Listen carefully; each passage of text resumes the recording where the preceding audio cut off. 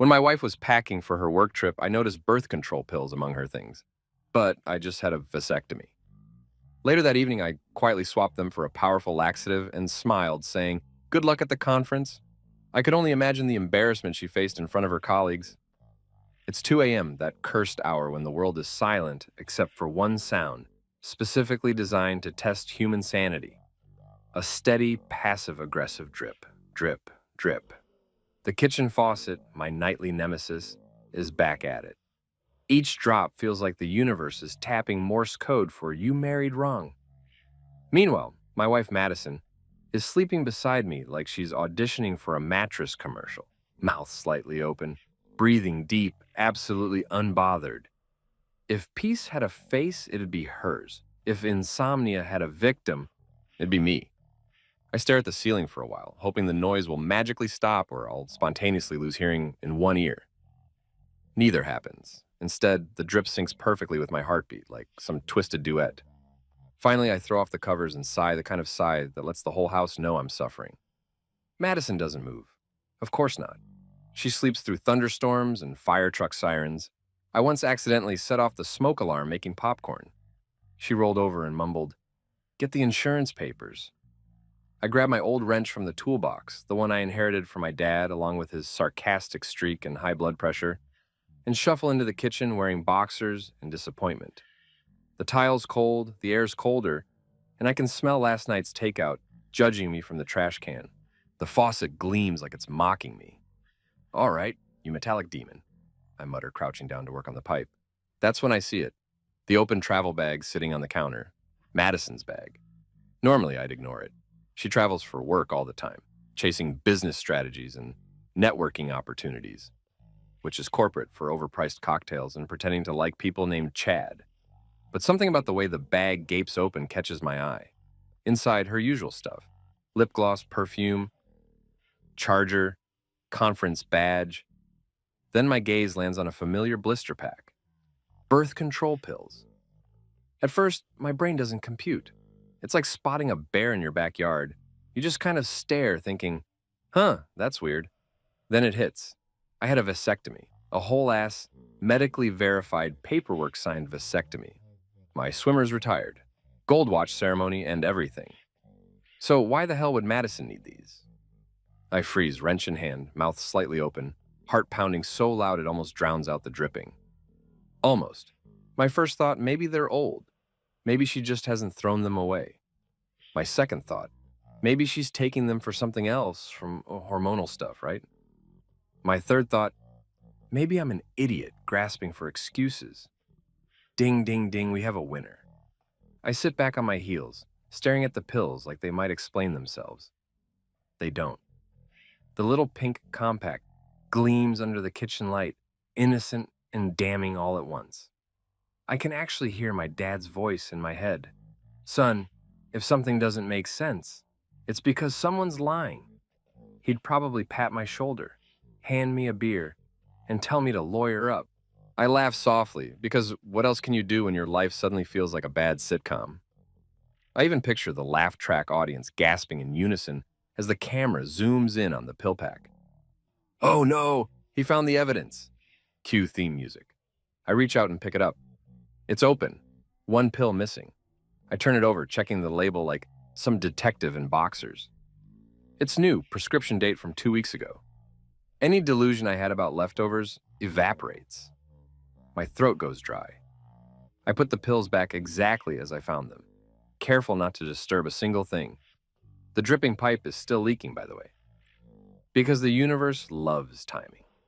So I fix it, tighten the nut, wipe the water, test the faucet. No more drip. Congratulations, me. I just repaired the plumbing while mine's been metaphorically shut off for a year. I lean against the counter, wrench hanging limply in my hand. My reflection in the microwave door looks ridiculous. Hair messy, eyes bloodshot, expression somewhere between disbelief and a nervous laugh. "You've got to be kidding me," I whisper. It's funny, in a dark comedy kind of way. I remember the vasectomy vividly. Me lying there, cracking dumb jokes at the doctor because I use humor as anesthesia. Madison was there, holding my hand, saying, It's just a precaution. We're done having kids anyway. She even kissed my forehead afterward like a supportive partner in a medical commercial. Now that memory plays back with a brand new soundtrack, the faint rustle of betrayal. I rinse my hands, though they're not dirty, and close her bag gently. I want to be wrong so bad it hurts. Maybe there's some miracle explanation involving medical research or space-age skincare. But deep down, I know. My gut knows. I walk back to the bedroom, feeling like I'm moving underwater. Madison's still asleep, tangled in the sheets, hair fanned across the pillow like a shampoo ad. I watch her for a second, and the irony hits me. I used to love moments like this, the quiet, the comfort of just existing next to someone. Now it feels like standing next to a ticking bomb. I slip into bed, trying not to wake her. The mattress dips, and she instinctively scoots closer, her hand brushing my arm. Love you, she mumbles. For a split second, my heart does that stupid thing where it wants to believe her. Old reflex. Then I remember the compact, the pills, the date. I swallow a bitter laugh. Love you too, I whisper, though it feels more like a confession than a response. I stare at the ceiling again. No drip this time, just silence, the kind that screams louder than noise. And here's the twisted part. A small piece of me feels relieved. Because for months, something's felt off. Late nights at the office, the sudden obsession with personal development seminars. The new wardrobe that screamed somebody else is watching me get dressed. I told myself I was paranoid that marriage had seasons. Well, this season's called Winter of Deception, and I'm the idiot who didn't check the forecast. I glance at the clock, 2:47 a.m. Great. I'll either sleep never or dream of pharmacies. My mind starts spinning scenarios like a conspiracy board.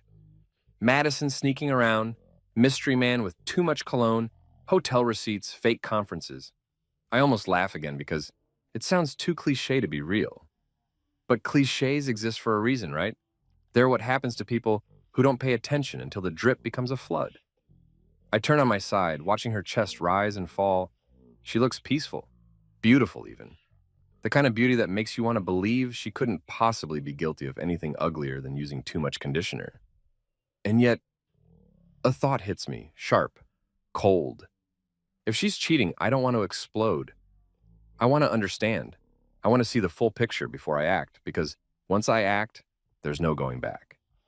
My dad always said revenge tastes best when it's slow cooked. So I make a quiet promise to myself, right there in the dark, I'll play dumb. I'll listen, observe, collect evidence like a polite little detective in sweatpants. She won't see it coming because Madison underestimates quiet men. She thinks silence means surrender. She doesn't realize silence is where I sharpen knives. The room feels heavy, thick with secrets and fake peace. Outside, the neighborhood's dead quiet except for a stray cat yowling like it knows drama's about to drop. I close my eyes, forcing my breathing to match hers. Tomorrow, I'll fix the smile, pretend everything's fine, flip pancakes, crack jokes. But right now, lying next to her, I know something fundamental has shifted. Marriage is weird. You spend years building routines, inside jokes, shared playlists, matching towels, and then one small discovery cracks it open like an egg.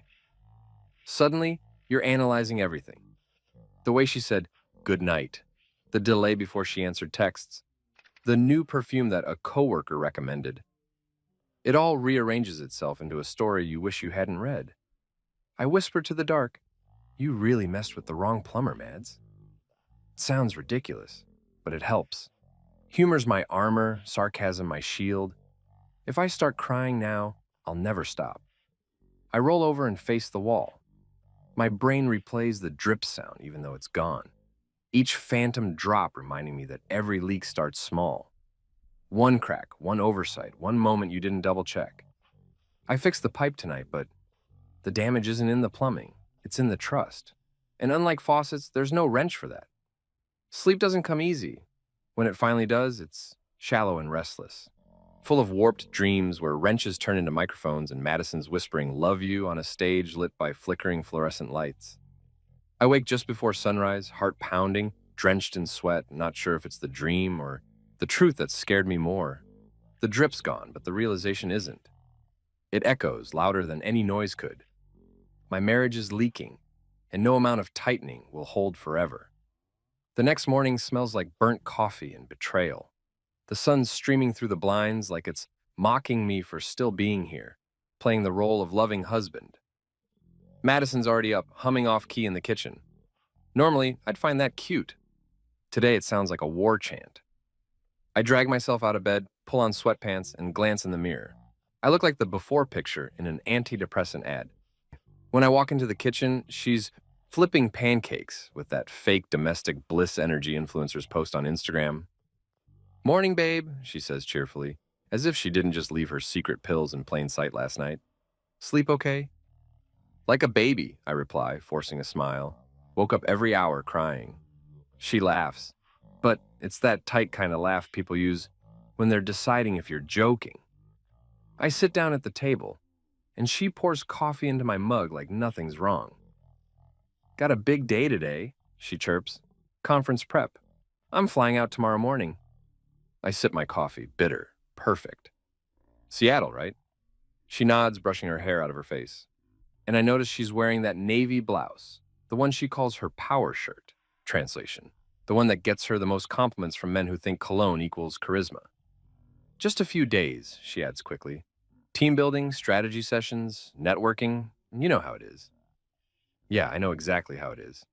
The way she says team building sounds like code for coordinated adultery.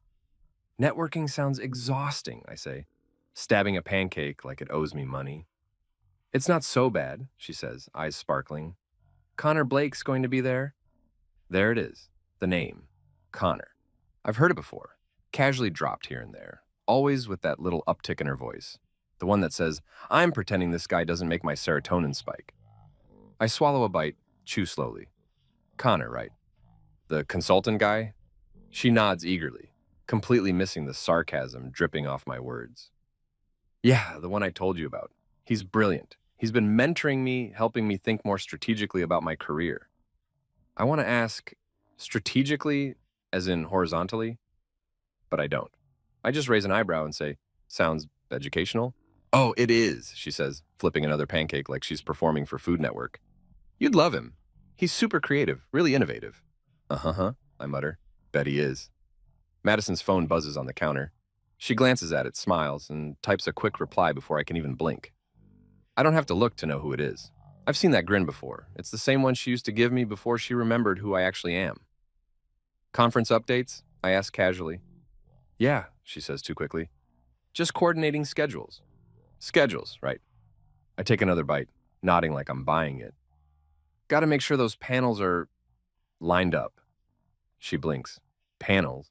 You know, conference panels. The ones where people talk about synergy and market penetration while secretly planning to hook up in the hotel bar." She laughs again, but this time her eyes flicker, just for a split second, before she forces a grin. "You watch too many movies." "Maybe," I say, but they get a lot right. For a while, we just eat in silence. She scrolls through her phone between bites. Every few seconds, she giggles. Giggles. Actual giggles. Madison never giggles. She's the kind of woman who finds tax deductions interesting and emotions inconvenient. So yeah, when she giggles, someone else is typing the punchline. "Who's funny?" I ask finally, feigning curiosity. "Oh, no one," she says, too fast, eyes glued to her screen. "Just a meme from the group chat." I sip my coffee, pretending to accept it. Inside, I'm already planning an entire psychological warfare campaign. The birth control pills were a grenade. This? This is confirmation the pin's been pulled. She stands up and starts packing her lunch. "I might need to leave early tomorrow," she says, tossing protein bars into her tote. "The team's meeting at the airport lounge." "Teamwork makes the dream work," I say, my voice so sweet it could rot teeth. "You got everything ready?" "Almost." She turns and her perfume hits me. Expensive, floral, way too much for an early morning flight. "Can you grab my dry cleaning later?" "Of course," I say, smiling. "Anything for my career-driven wife." "Thanks, babe." She leans in, kisses my cheek, and for a moment, I almost forget. Almost. Her lips are soft, her tone normal, her routine perfect. She's got this down to a science. And maybe that's what stings the most, how effortlessly she lies. When she disappears upstairs, I just sit there, staring at the half-eaten pancakes. They look as tired as I feel. The house is too quiet now. I glance at her phone, still lit up on the counter. A new message pops up. My heart skips like a scratched CD. Connor. Can't wait to see you tomorrow. Missed your laugh today. My jaw tightens. Missed your laugh. That man doesn't know how close he is to missing solid bowel movements for a month. I screenshot it, just muscle memory at this point. Then lock the screen and slide the phone back exactly where she left it. She walks back in, zipping up her suitcase. You okay? She asks, glancing at me. Yeah, I say, masking the storm brewing in my head. Just thinking. About what? Oh, nothing important, I say. Just plumbing. She tilts her head. Plumbing? Yeah, I say, sipping my coffee. Pipes, leaks, pressure, maintenance stuff. She stares at me like I've grown another head, then shrugs. You're weird sometimes. Only sometimes? I smile. Guess I'm slacking. She laughs, a genuine one this time, and grabs her bag. I've got a meeting downtown, so I'll be back late. Don't wait up. Wouldn't dream of it. She leaves, heels clicking across the tile like the world's most elegant countdown. I watch her car pull out of the driveway and vanish down the street. The silence that follows is deafening. I sit there, drumming my fingers on the table. The rage isn't fiery. It's cold, precise, like a scalpel. The kind that cuts clean. I could confront her right now. Demand answers. Blow everything up. But where's the art in that? No, if she's going to play games, I'll write the rules. I rinse my plate, staring out the window. The yard looks normal. Same trimmed grass, same nosy neighbor walking her dog in pajamas. Everything looks ordinary. And that's the funny thing about betrayal. It hides best in routine. The pancakes, the kisses, the travel plans, all camouflage for chaos. My phone buzzes. It's my buddy Marcus, the IT guy from college who now hacks Wi-Fi passwords for fun and legally questionable profit. His text reads, "Game night Friday?" I reply, "Maybe. Gotta handle something first."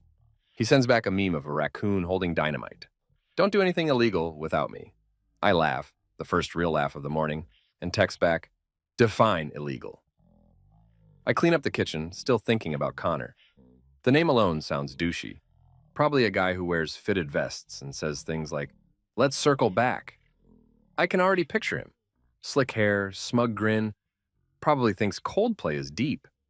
I grab my car keys, debating whether to follow her downtown just to confirm my suspicions, but I stop myself. Not yet. If I start tailing her now, I'll look desperate. No, better to stay calm, observe, document, and maybe, just maybe, start crafting an insurance policy of my own. By noon, she texts, "Busy day, don't forget to eat lunch." I stare at it for a second before replying, "Wouldn't miss it. How's your mentor?" No response. I smirk. Gotcha. I drive to the hardware store, pretending to care about faucets and pipes, but my mind's already spinning schemes. If she's going to play with chemicals, maybe it's time I learn some chemistry of my own. I imagine her face when Karma shows up wearing an apron.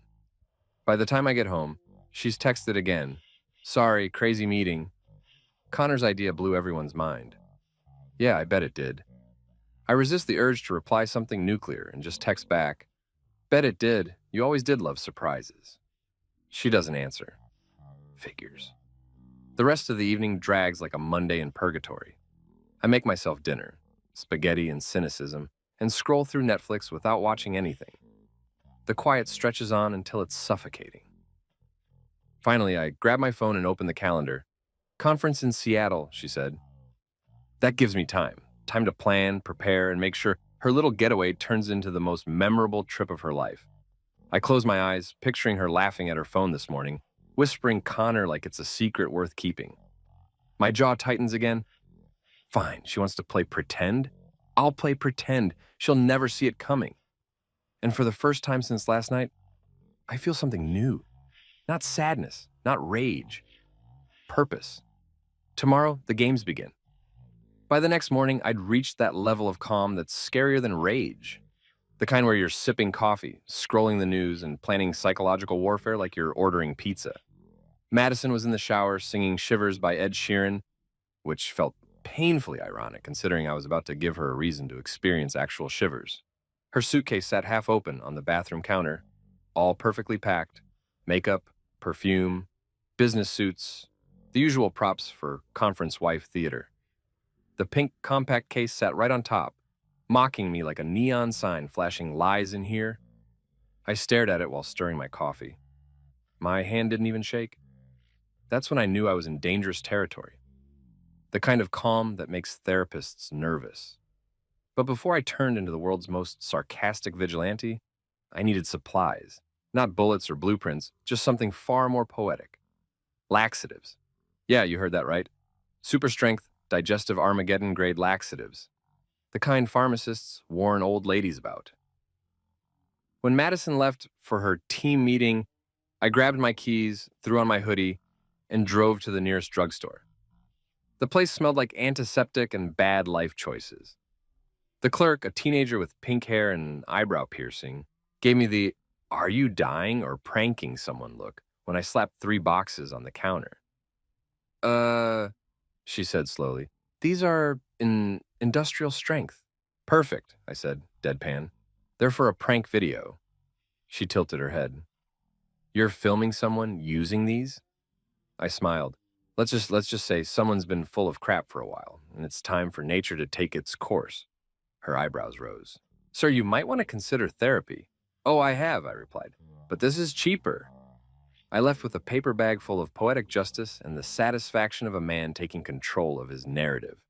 When I got home, Madison's car was still gone, which meant I had time for precision. I pulled on rubber gloves like I was handling radioactive waste, which technically I was. Then I opened the sacred compact, her vitamins. Each little pill sat neatly in place, smug in its deceit. You ever see those spy movies where the agent swaps diamonds under a camera's blind spot? That was me, except my diamonds were digestive grenades. I carefully replaced each of her birth control pills with the identical-looking laxatives I'd found. The color match was perfect. Both soft pink, same shape, even the same faint, chalky smell. I felt like Michelangelo painting vengeance in tablet form. While I worked, I hummed the Mission Impossible theme under my breath because, honestly, if you're going to commit an act of petty genius, you need a soundtrack. Every pill went back in the same spot, aligned perfectly, like the planets before an eclipse. When I finished, I snapped the compact shut, exhaled, and admired my handiwork. I just created the world's first moral detox kit. The timing was perfect, too. Her flight was tomorrow.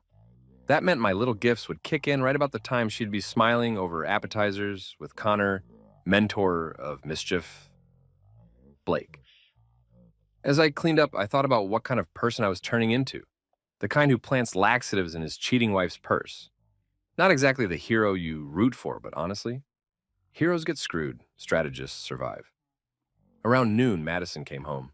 She smelled like citrus and ambition, her hair tied up, face glowing like she just got promoted in emotional manipulation. You're home early, I said, keeping my tone casual. Meeting wrapped fast, she replied, setting her bag down. Connor had to run, so we rescheduled. Oh, I bet he did. Probably to pack matching suitcases. Good for him, I said. Guy sounds efficient. She grinned, completely missing the dagger in my tone. He really is. We're lucky to have him on the team. Yeah, lucky, like a stomach virus in July. She wandered into the kitchen, opening the fridge, humming again. Hey, can you remind me to take my vitamins tonight? I always forget before a trip.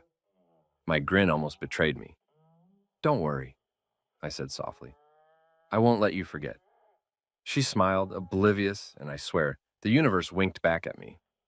That night, while she showered, I sat in bed pretending to scroll through emails, but mostly rehearsing my internal monologue for future Netflix dramatizations of this moment. The steam from the bathroom drifted out, carrying that expensive lavender scent she always used. Her bag sat on the dresser, zipper half open, compact case peeking out like a pink little time bomb. I took a sip of water, feeling smug in a way that was almost spiritual. When she stepped out, towel around her hair, skin glistening, she smiled at me like nothing was wrong in the world. Everything packed? I asked casually. Almost, she said, rubbing lotion on her arms. I think I'm forgetting something. You sure? I emphasized, voice deliberately light. You've got your essentials? She frowned, thinking, then snapped her fingers. Oh, right, my vitamins.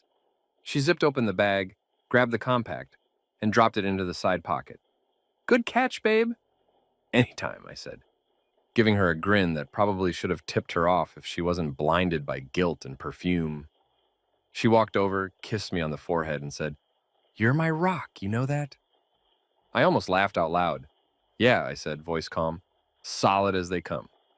She smiled, totally unaware that the rock she was standing on had just shifted beneath her feet. After she turned off the lights and crawled into bed, she curled up beside me. My mind was racing, but I kept my breathing even. She rested her head on my chest, and I stared at the ceiling, the ghost of last night's dripping sound echoing faintly in my head. This time it didn't irritate me. It motivated me. I knew people might call me petty for what I'd done.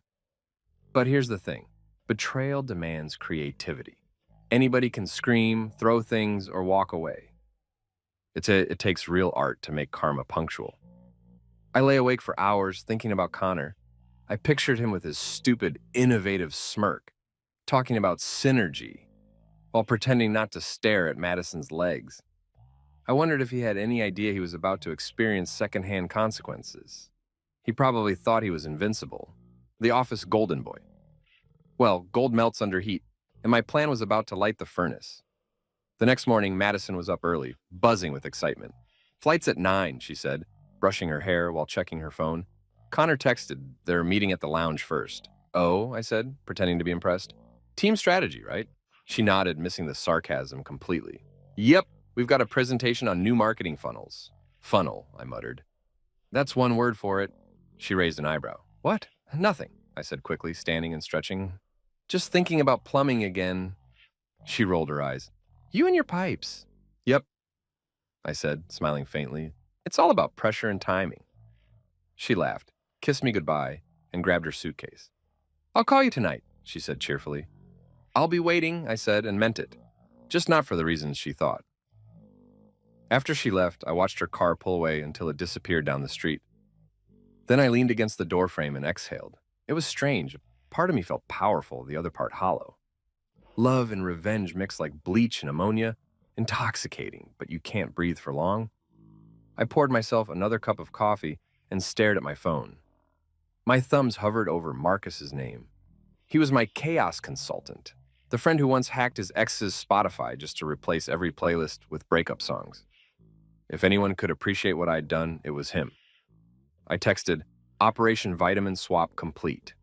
He replied instantly, "You didn't, I did." "Bro," he texted, "you're either a legend or going to hell with VIP seating." "Probably both," I wrote. He sent back a string of laughing emojis and the words, "Record everything." "Don't worry," I murmured aloud, setting the phone down. "I intend to." That evening, Madison texted me a photo of her hotel view, some skyline shot probably taken from Google Images. "Miss you already," she wrote. "Sure you do," I muttered. I smiled, replied, "Miss you too," and set my phone on the counter. Then I waited. I poured whiskey, turned on the game, and counted the hours. Somewhere in Seattle, the lovebirds were having dinner, and somewhere between the appetizer and dessert, her internal symphony would start. I pictured the scene vividly, Madison laughing, flipping her hair, suddenly pausing mid-giggle, eyes widening in alarm. Connor probably asking, "You okay?" while she excuses herself, clutching her stomach like karma just punched her from the inside. I raised my glass to the empty room. Cheers to gastrointestinal justice. The sound of the ice clinking against glass was almost poetic. By midnight, I got a text. Just 2 words, "Rough night." I laughed so hard I almost dropped my phone. No context needed. The silence after that text was even sweeter. No follow-ups. No "love you." Just digestive despair. As I turned off the lights and headed upstairs, I felt lighter than I had in months. I wasn't healed, not yet, but I'd taken back control. The best revenge isn't destruction, it's watching someone's lies implode on themselves while you calmly sip your drink. And as I slid into bed that night, alone but oddly at peace, I whispered into the dark, "Sleep tight, Madison. Hope you packed extra toilet paper." Madison left for the airport at 6 a.m. sharp, perfume cloud first, Suitcase second, conscience last. I stood by the door sipping coffee like some suburban sentry, watching her Uber pull away through the drizzle. She waved once before disappearing around the corner, a vision of confidence and betrayal dressed in beige trench coat chic. The taillights blinked twice, and I swear the universe blinked back at me like the Showtime champ. I didn't move for a full minute. The silence that followed was heavy, the kind that hums with possibilities. Then, methodically, I set my mug down, stretched, and got to work. Step 1, secure the intel. Step 2, enjoy the show. Marcus was already awake, of course he was. The man treats caffeine like a religion, and answered my call on the first ring. Please tell me you're calling to brag, he said instead of hello. Oh, I'm calling to upgrade your day, I replied. You remember that email tracker you showed me, the one that lets you monitor opens, forwards, all that good stuff? He groaned. Bro, that was supposed to be for client security audits, not marital espionage. Relax, I said, pacing the living room. It's for personal growth, self-awareness. I just want to be aware of who my wife's aware of. There was a pause. Then his chuckle crackled through the speaker. You're unbelievable. Give me her company domain and I'll set you up. You'll get a ping every time she sends or receives something spicy. Marcus, my friend, I said, grinning, you're not just an IT guy. You're karma with Wi-Fi. 30 minutes later, I was logged into an interface that looked like NASA for nosy husbands. Colored dots, timestamps, subject lines. It was beautiful. My own little control room of poetic justice. At 9:12 a.m., her first email popped up. Flight boarding now, so excited to see everyone. Attached photo, her boarding pass, latte in hand, face glowing with filtered joy. I could practically hear the fake cheer through the pixels. Enjoy your flight, I muttered. Hope turbulence hits right after beverage service. I spent the next hour tinkering with the sink she'd nagged me about for weeks. Fixing leaks felt symbolic now, closing the gaps, tightening control. Every turn of the wrench whispered, You're getting there, buddy. By noon, the pipe was fixed, the house spotless, and my phone buzzed again. New mail. See you tonight, Connor. There it was. The smoking emoji gun. I didn't even open it. Just forwarded it to myself, archived it in a folder I'd already named Exhibit A Stupidity, and leaned back in my chair. Funny thing, I wasn't even angry, not anymore. Anger's loud and clumsy. What I felt now was surgical. Around lunchtime, Madison texted a picture of her hotel view. Generic skyline, suspiciously spotless windows, clearly stock photo lighting. Room's great. Miss you already. Sure you do, I said aloud, clicking open the live flight tracking tab Marcus had built into my dashboard. Her plane had landed 2 hours earlier. The tracker showed she was already checked into her company's Slack. She was alive, online, and about 6 hours away from gastrointestinal destiny. To celebrate, I made a sandwich, poured another coffee, and queued up the Office reruns, because nothing pairs with impending chaos like deadpan humor. Between bites, I drafted a mental script for later. Act supportive, sound loving, hide the smirk. By evening, my phone lit up with another alert. Madison's work calendar update. Dinner with Connor and team. 7 p.m. The universe had officially confirmed its RSVP. Dinner at 7, I said to no one, raising my glass of water like a toast. May the odds be ever in your colon's favor. Marcus texted a meme of a ticking time bomb labeled Taco Bell. I almost spit my drink. You think it'll hit tonight? He wrote. Right around dessert, I replied. Poetic timing. At 7:04 p.m., another ping. An outgoing email titled, Running a bit late to the panel dinner. See you soon. The timestamp glowed like fate's countdown clock. By 8:10, nothing. At 8:17, my phone buzzed. One text, 2 words. Don't ask. I laughed so loud the neighbor's dog barked. I couldn't help picturing the scene. The elegant conference restaurant, dim lighting, everyone sipping wine while Madison tries to smile through the opening salvos of gastric regret. Connor, oblivious, complimenting her presentation while she sweats through polite small talk. Then the panic, the polite excuse, the power walk that turns into a sprint. 8:30, another buzz, Marcus again, update. She texted, don't ask. There was a pause, then a string of laughing emojis, and one word, legend. I tossed my phone onto the couch and doubled over laughing until my stomach hurt more than hers probably did. For once, I didn't feel like the guy holding the short end of the stick. I was the one writing the script. When the laughter died down, I poured myself a beer and opened her email dashboard again. Sure enough, there was a new one in her drafts folder. Half-typed, never sent. Sorry, had to run. Not feeling well? Tell Connors I'll see him tomorrow. Oh, Madison. Tomorrow's not looking so good either. I clicked save, closed the laptop, and leaned back with a satisfied sigh. I should have been furious about the betrayal. Instead, I felt vindicated, like I'd taken the universe's chaos and turned it into choreography. Around 10, I decided to call it a night.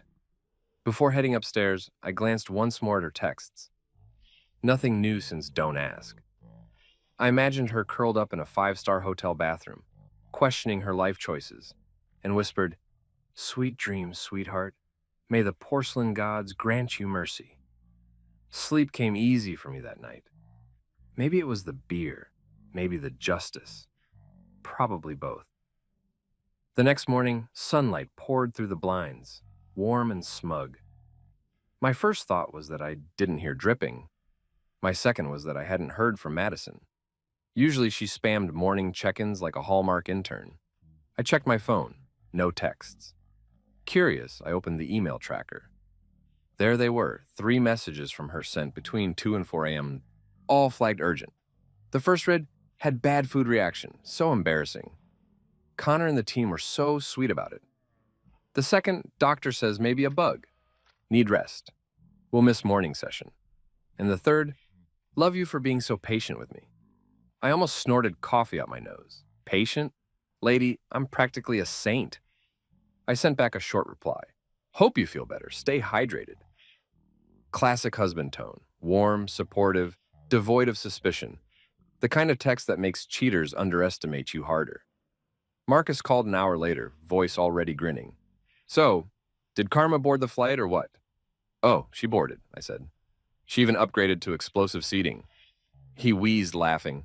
"You're going to hell." "Maybe," I said, smirking, "but I'll be well hydrated when I get there." After the call, I went about my day like any regular man whose marriage was imploding and thriving simultaneously. Groceries, bills, gym. Life felt strangely simple without suspicion gnawing at the edges. Every errand came with a silent victory soundtrack. By afternoon, Madison finally texted, "Feeling a little better." Connor brought me soup. Of course he did, probably the kind that promised comfort and delivered heartburn. I typed, "He's a great colleague," deleted it, retyped. That's nice of him. Hit send, no emoji. You can't give emojis to people who weaponize affection. Evening rolled around and she FaceTimed me from her hotel bed, hair messy, face pale. "Hey babe," she croaked. "You won't believe the last 24 hours. "Oh, I can imagine," I said, keeping my tone neutral. "Something I ate must have been bad," she said, clutching her stomach. "I threw up half the night and, you don't want to know the rest." I raised an eyebrow. "Seattle cuisine can be tricky. Too much variety." She groaned. "I never want to see seafood again." "Maybe stick to simple meals," I suggested, trying not to grin. "Yeah," she said weakly. "Connor said the same thing." "I bet he did," I muttered. "What?" "Nothing, just take care of yourself." She smiled faintly. "You're so good to me. If irony had a face, it'd be mine in that moment." "Always," huh? I said. "Now get some rest. Big day tomorrow?" "Yeah, we've got another presentation." "Wonderful. Don't strain yourself." When we hung up, I stared at my reflection in the black screen. I looked calm, too calm. Maybe I should have felt guilty. But guilt's for people who started wars, not the ones who end them elegantly. Before bed, I opened her Instagram. There it was. The conference's official page had posted group photos. Everyone was smiling. Madison, however, looked like she'd just lost a round with destiny. Pale, forced grin, holding a water bottle like it was holy scripture. Comments poured in. "Trooper, hope you feel better, Mads. You're such a dedicated professional." Dedicated, all right. To chaos. I couldn't resist. I liked the post. Subtle move, strategic placement. If she saw the notification, it'd remind her that I was always watching, supportively, of course. Later that night, Marcus texted, "You realize you just created the digestive equivalent of a Greek tragedy, right?" "Yep," I typed back. "And Act 2 starts tomorrow."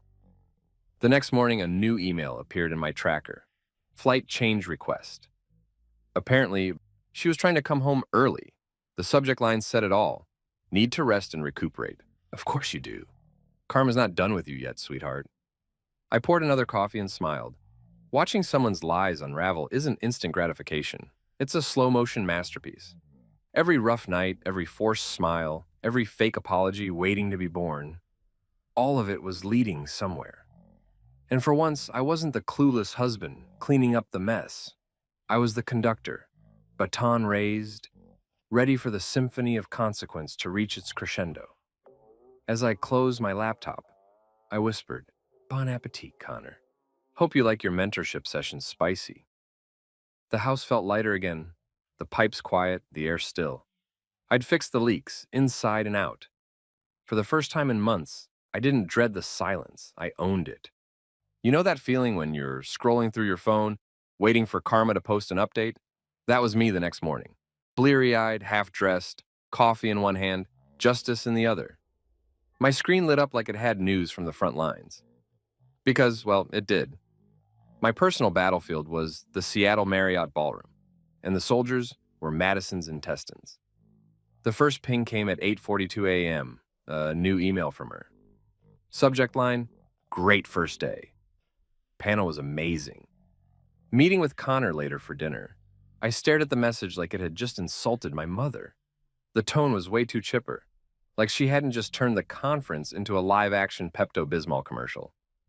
"Meeting with Connor later," she said, as if the phrase didn't come with its own ominous soundtrack.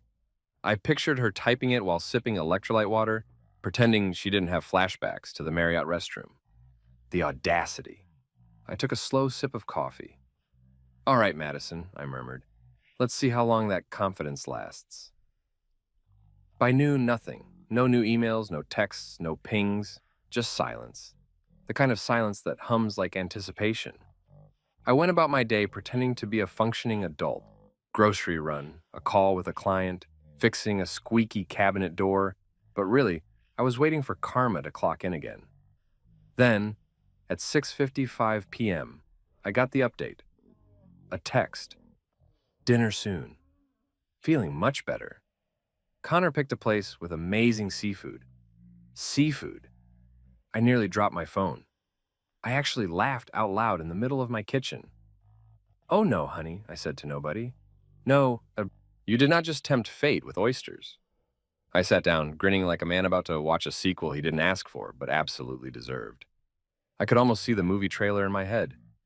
Previously on the Conference Chronicles, the clock hit 8:00 p.m. I opened the tracking dashboard Marcus had set up for me because, yes, I'm that level of prepared now. No new emails. Then 8:05. Still nothing. 8:10. I started refreshing just to make sure my connection was alive. 8:15, my phone buzzed. One text from Madison. "Don't ask. Rough night." That was it. 2 words, the holy grail of poetic justice. I leaned back on the couch, closed my eyes, and let the laughter come. It started small. A chuckle, then a snort, then full-blown, uncontrollable hysterics. I laughed so hard, I dropped my beer and scared the neighbor's cat through the window. "Oh my God," I gasped between breaths. She doubled down on seafood. I texted Marcus. Update. Stage 2 complete. Operation Oysters of Oblivion successful. He replied instantly. "Bro, did you just hack Karma again?" "Nope," I typed back. "I just gave her digestive GPS." He sent back about 40 laughing emojis and a meme of Gordon Ramsay yelling, "It's raw." I nearly spit my drink. The best part, I didn't even need details. 2 words told the whole story. Somewhere in Seattle, Madison was probably gripping the tablecloth, trying to smile through a gut apocalypse while Connor panicked and called for the check. Maybe she blamed the shrimp. Maybe she blamed stress. But deep down she knew. Her body knew. The betrayal had finally gone full circle, internal and external. For the rest of the night, I checked my phone like it was a live sports ticker. Nothing else came through, but the mental image kept me entertained for hours. The next morning, I got up early, whistling. I made pancakes again, partly because I was craving them, partly because I enjoyed the irony. When your wife's on a seafood cleanse from hell, syrup and butter taste like victory. Around 9:30 a.m., I checked my phone. A new email from her firm's social media account popped up. They'd posted photos from the conference dinner. Everyone looked radiant. Fancy dresses, wine glasses, perfect smiles. Then I saw her. Madison, front row, pale as printer paper, smiling, and like someone trying to pretend they hadn't just sprinted back from the restroom. The comments section was comedy gold. Feel better soon, Mads. You were such a trooper last night. Still glowing? Girl.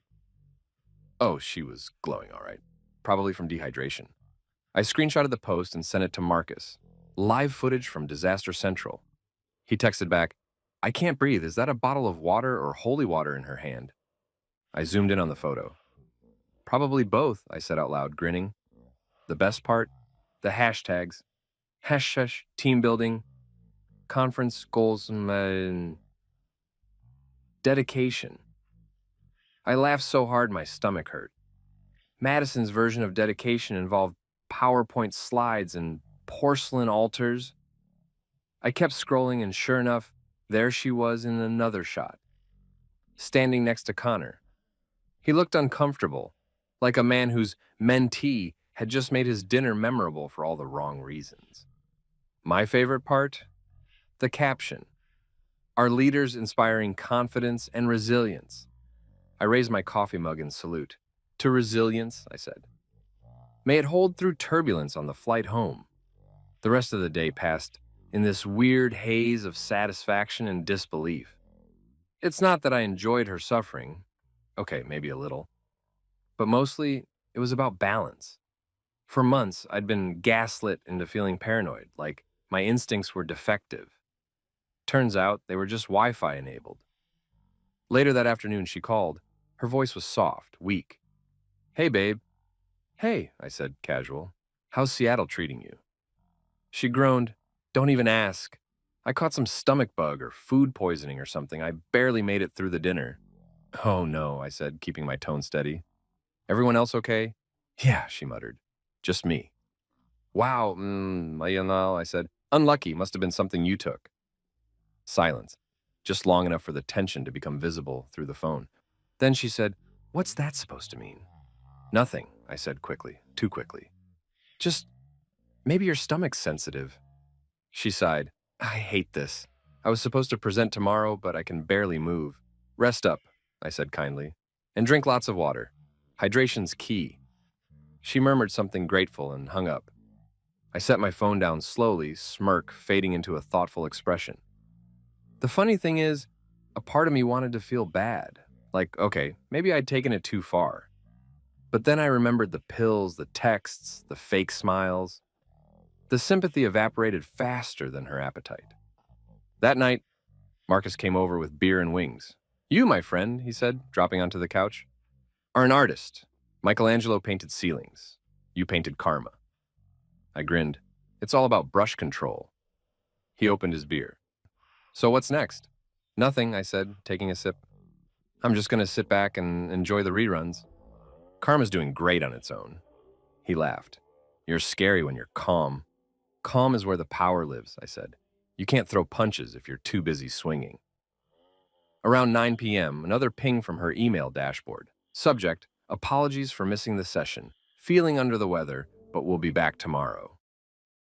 Attached photo. Madison in her hotel bed, laptop open, pretending to work remotely. I zoomed in. She looked miserable. The caption might as well have read live from Disaster Central, Episode 2. I sent it to Marcus. The saga continues. He texted back, Bro, she's turning into a miniseries. I chuckled and turned back to the TV, feeling oddly peaceful. The kind of peace that only comes from knowing someone's finally facing the music they wrote themselves. The next morning, I woke up to another text. Hey, I'm feeling a bit better. Connor brought me breakfast. Sweet, right? Sweet, I repeated out loud. And suicidal. I didn't respond right away. I stared at the message for a while, thinking about how she could still play the part so convincingly. Even from the battlefield, she was performing, pretending this was normal, pretending she wasn't secretly unraveling. I guess that's what cheaters do best. They treat deception like customer service, smile through the complaint until someone hangs up. Finally, I typed back, "Glad you're improving. You've always been resilient." Sent it, no emoji. Tone, ambiguous. The kind that keeps people awake wondering what you really meant. I went to work on some projects, whistling again. It hit me that the drip from the sink, that endless taunting sound, was gone. Fixed. Quiet. No leaks left in the house, or my patience. At lunch, Marcus texted me one last time. "So, are we declaring victory, or waiting for another round?" "Victory," I typed. "But partial. The campaign's not over yet." "You planning a sequel?" "No," I wrote.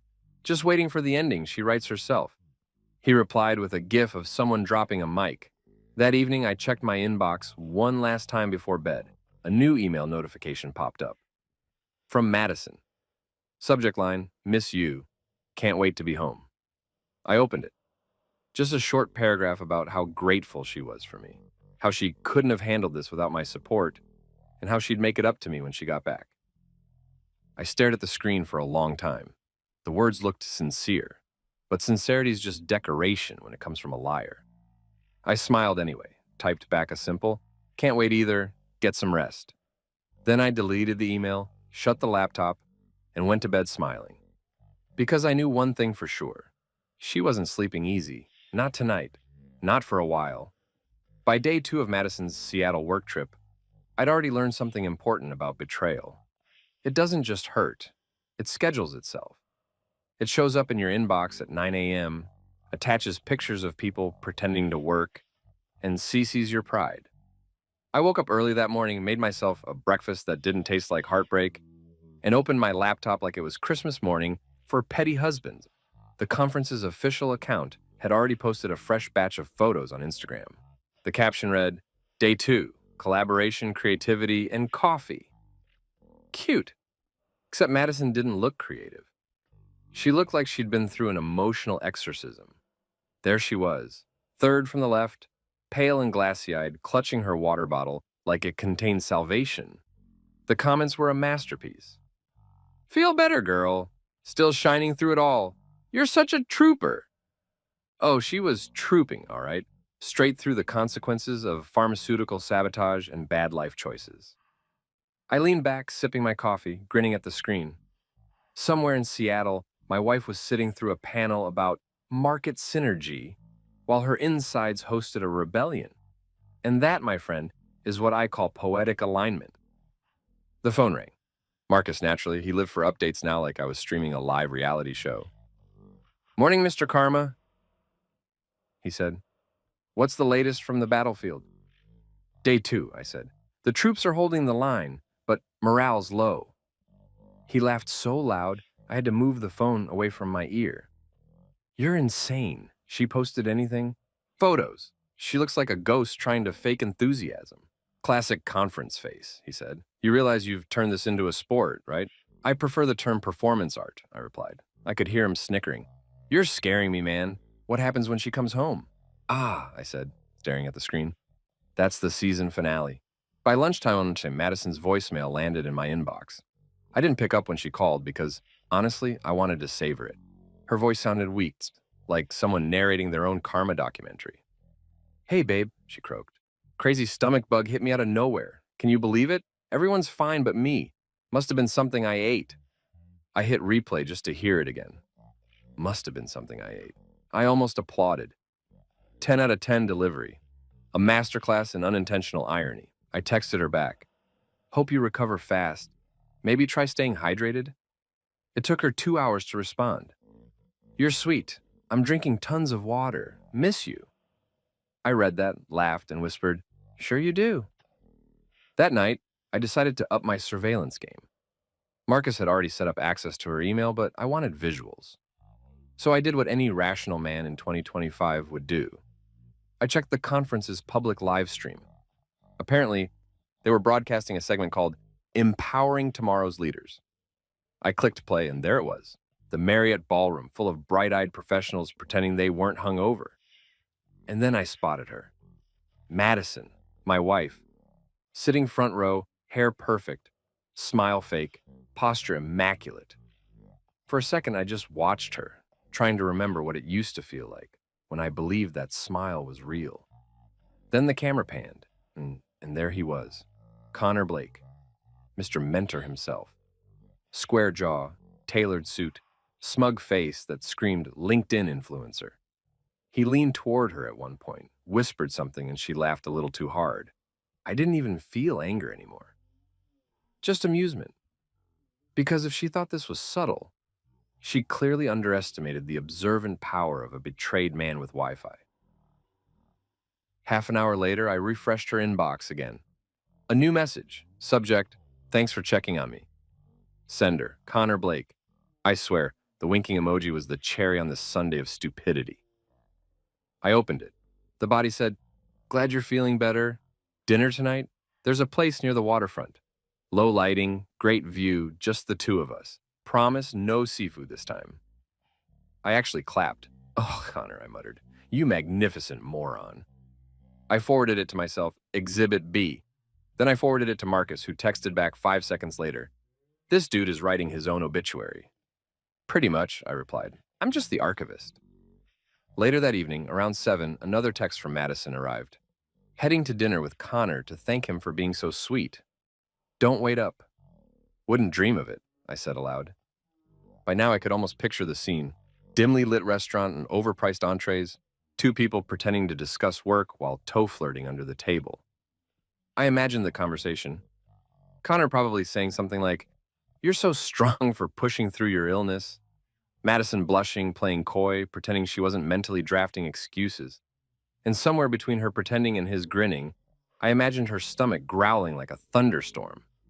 Poetic timing never fails. Sure enough, at 8:41 p.m., my phone buzzed. One message. Can we talk later? Not feeling great. I almost fell off my chair laughing. Oh no, I whispered. Round 3. Marcus called right after. You're not going to believe this, he said between wheezes. I just saw her tagged in a colleague's story. They're all still at dinner, but she's gone. Bathroom break, I said, smirking. Dude, you are terrifyingly calm. Calm men make the best villains, I said, taking a sip of beer. The next morning, I woke up to a barrage of messages. Madison's coworkers were apparently living their best lives, posting selfies with captions like, Team Vibes, an amazing night out. Meanwhile, her own account was silent, not a single update. Then, at 9:27 a.m., she texted me. Hey babe, crazy night.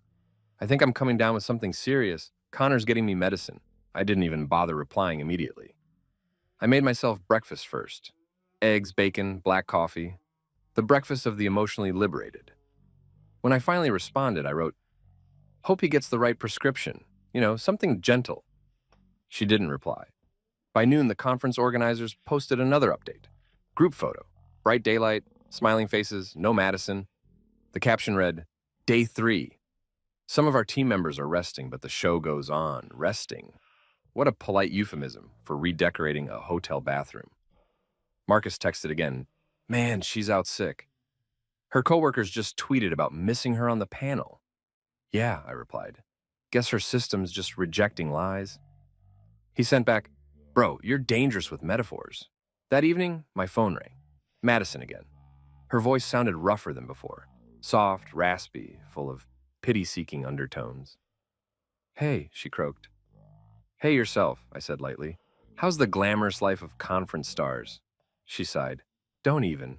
I've been in my room all day. Connor checked on me, brought soup again. He's so sweet. I closed my eyes and bit back a laugh.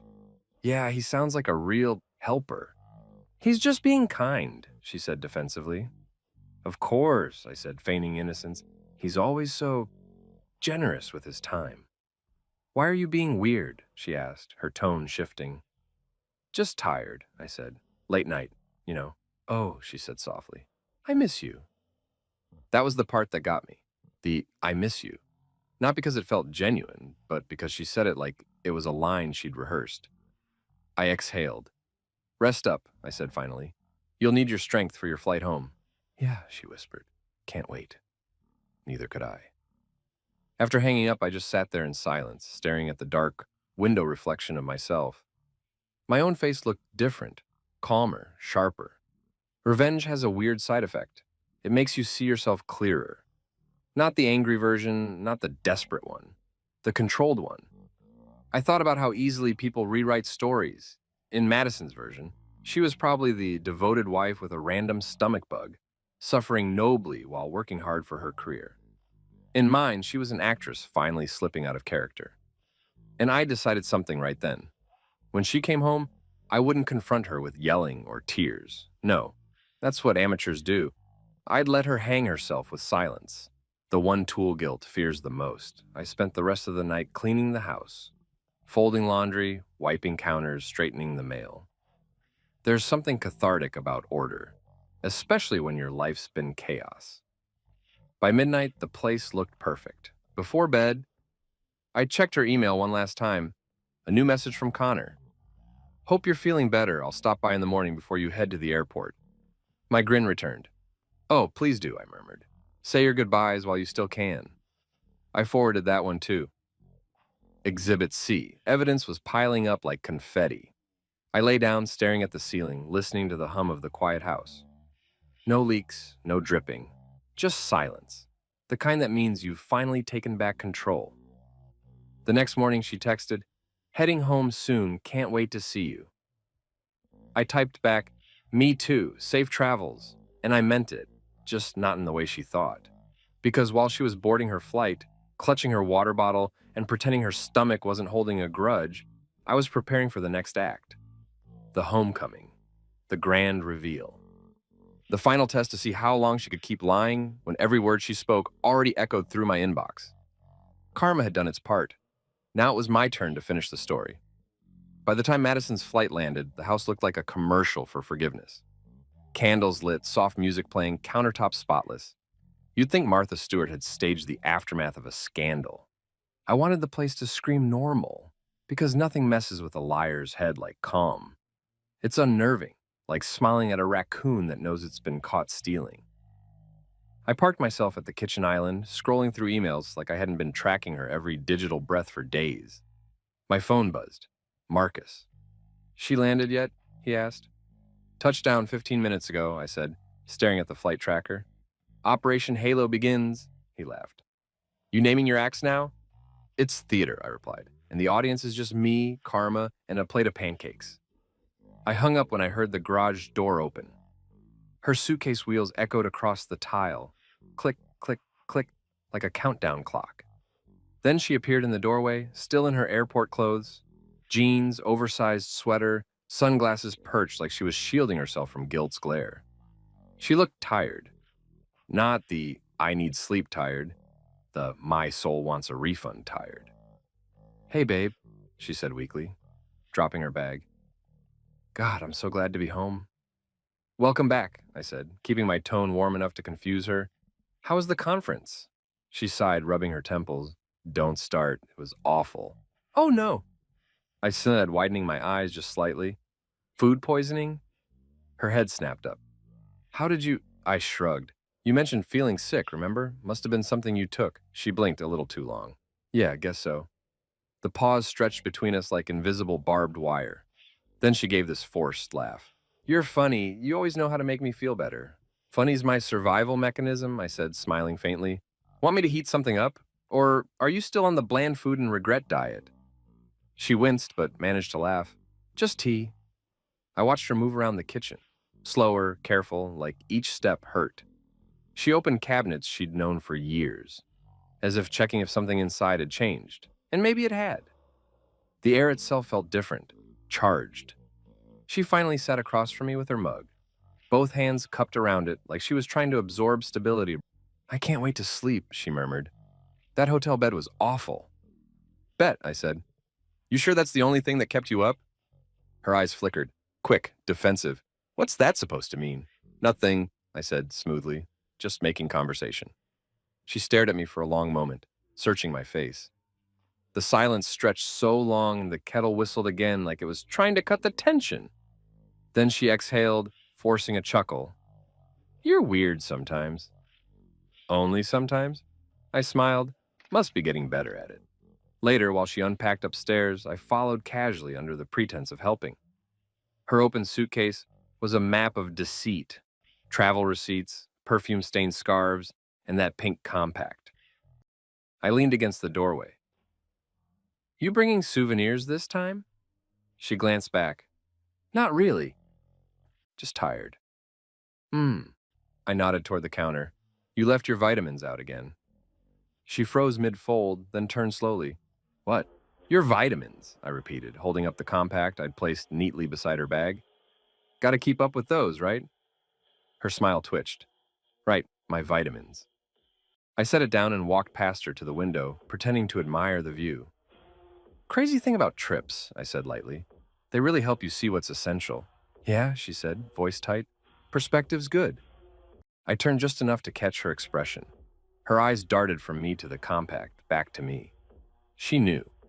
Maybe not the details, but she felt the current. People always do when the lies start running out of oxygen. I smiled softly.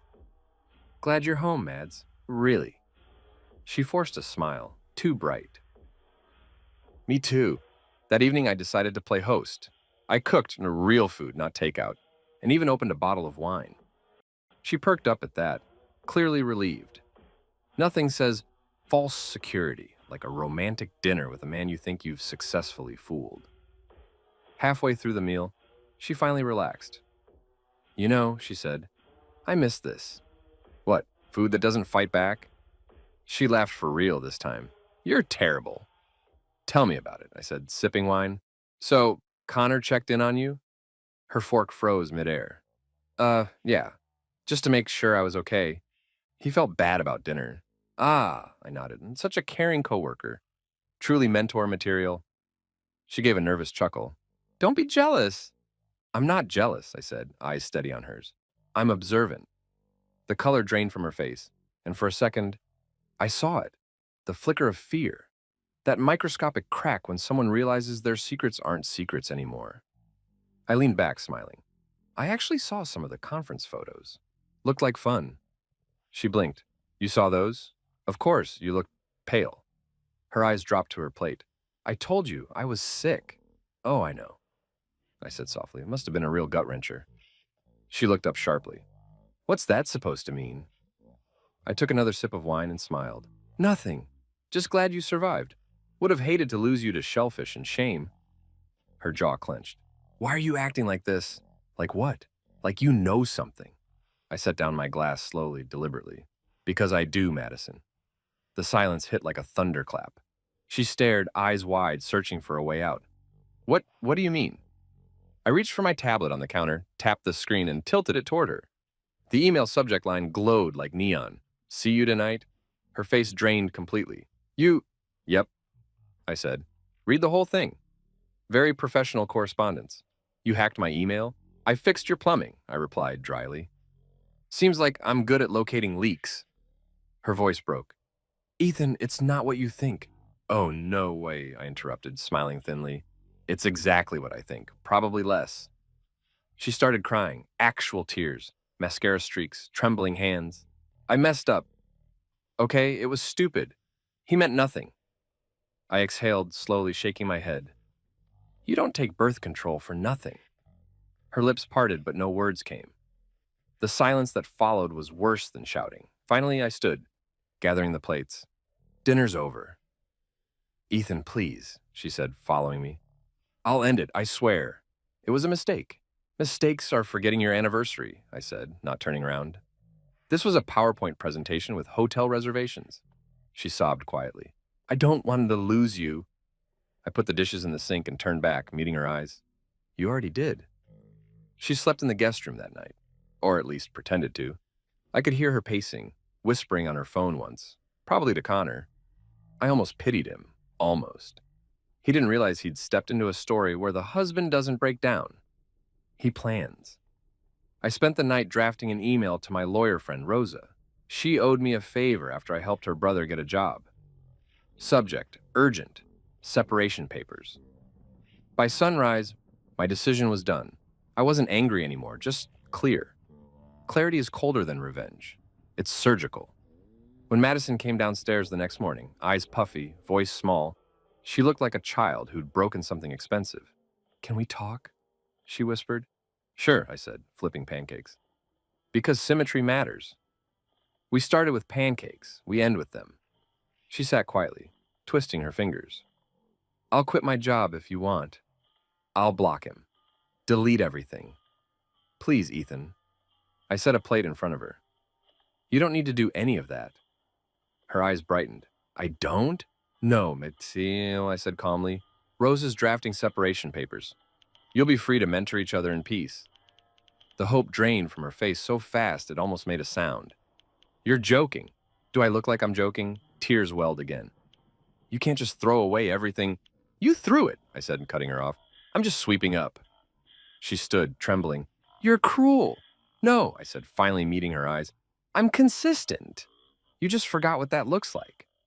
She left the room sobbing.